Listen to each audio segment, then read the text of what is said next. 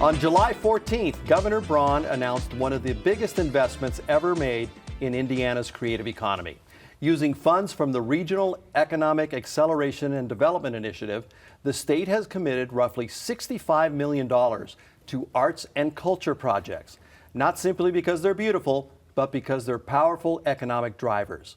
$10.6 million of those dollars are coming to Northeast Indiana in the form of grants for 6 projects, including one for us here at PBS Fort Wayne.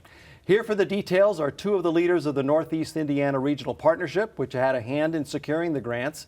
Jacob Erie, Senior Director of Regional Initiatives and Executive Director of the Regional Development Authority, and Jonathan Sackett, Chief Marketing, Communications, and Brand Officer. Welcome to the 260, guys. Thank you so much. So this is a lot of money. Is this Indiana's biggest investment ever? Yeah, in arts and culture, it is, and it's a really exciting partnership. So it's on the back of the READY program. Right. Where is that money from? Where does that money come from? So this came from the Lilly Endowment Fund, and it's a very fun mechanism where that fund is made up, largely by Eli Lilly stock. So every time something happens, there's a increase in the stock price. A certain amount of money has to be given away.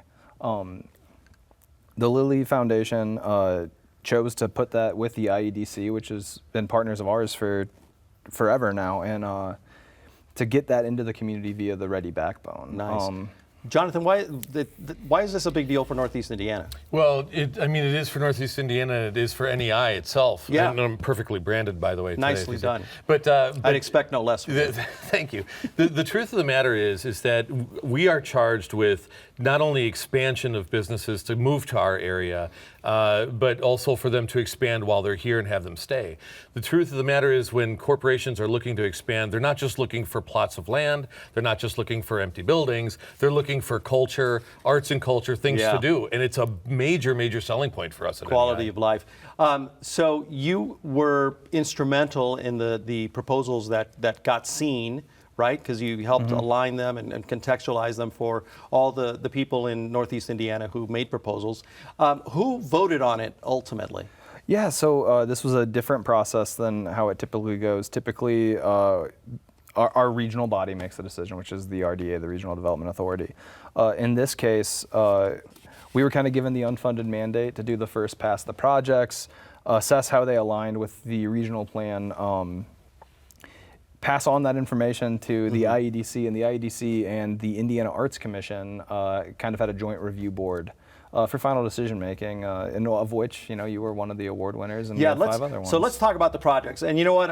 I didn't know what order to talk about them in. So we're going to go in the order that there's a big presentation booklet, and this is the order they started with the city of Bluffton and their projector project. Yeah, so with Parlor City, that initiative, it's going to be the first fixture projected mapping. Yeah, it's like a 3D projector that maps on, like art onto a building facade. Exactly. It's a living exhibit. The city's been great partners throughout the years, and I'm excited to see what they're going to be putting. So their grant was $345,000, which is great for them. Yeah. So the second proposal that was awarded was ours. PBS Fort Wayne, $750,000 for what we called it Arts 260, kind of aligning with the brand of this show. I mean, we are a full-blown television station. We have a profile in arts and culture in this market for years and years and years. So one of the initiatives that we have is called In Performance, and we're going to film a dozen theatrical performances, concerts, and that's on the back of, we have a mobile production unit. That's what we saw in the submission. And the question that I had was similar to that, but it seemed like the arts and culture might have been a stretch, but it sounds like it's not for PBS at all. No, we've had a profile in arts and culture for decades. So the next part of the project is the Arts 260. On this program, this very program, we will feature arts and culture content. We've already been doing some of it, but we will have a regular diet of artists, culture tastemakers, and lifting their profile. Part part of the beauty of our initiative is we get to amplify everybody. Yeah. And then we also have workforce development. We're going to have apprenticeships here working in the production team. We're going to have a documentarian in residence. We're going to find a documentary filmmaker, bring their film in-house, help them finish it, get it to broadcast. So that's big. And then one thing that we're working in conjunction with the NIC, which is the Northeast Indiana Innovation Community. Yeah, it's an incubator for creatives. Yeah. So we're trying to help train the creative workforce of Northeast Indiana. Oh, that's awesome. We'd love to partner with you on that Yeah, as well. absolutely. We're going to spending a lot of time. You're not getting away from us now. No, I know. Also, Pearl Arts Center, Pearl Arts Incorporated got a big grant. Yeah, that's a aspirational, massive project. In the heart of downtown Fort Wayne. Partnership between the Pearl Arts Center and Surak Enterprises, and a two-parter. Yeah. We're Go Big or Go Home. We're going to be seeing the renovation of the Scottish Rite Theatre, which is incredibly exciting, historically prevalent building. I had the chance to tour the interior of that theater, and it's outstanding. Yeah. And then the other half is expanding the Pearl Arts training capabilities to kind of enhance that workforce development that y'all are working on as well. Yeah.